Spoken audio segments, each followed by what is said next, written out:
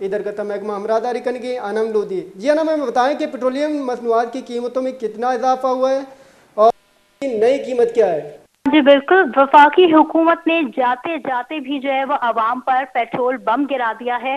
फी litre जो है वो 19 रुपए 95 पैसे का बड़ा इजाफा किया है।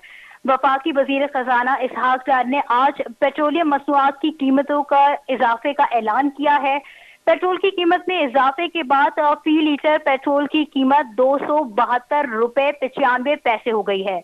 हाई स्पीड डीजल की कीमत में 19 रुपए 90 पैसे का इजाफा किया गया, जिसके बाद हाई स्पीड डीजल की नई कीमत 273 रुपए 90 पैसे हो गई है।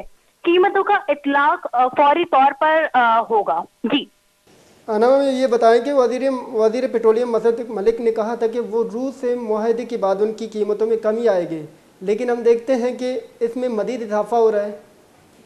जी बिल्कुल, मुसद्दिक मलिक की जानिब से जो है वो कहा गया था कि रूस से मुआहदे के बाद पेट्रोल की जो कीमतें हैं उनमें कमी आएगी, लेकिन आज इस्लामाबाद में जो है वो इसहाक डार ने प्रेस कॉन्फ्रेंस करते हुए ये कहा है कि आलमी सतह पर जो है वो कम तेल की कीमतों में इजाफा हुआ है, जिसके बाद पेट्रोल की कीमतों में इजाफा किया गया है।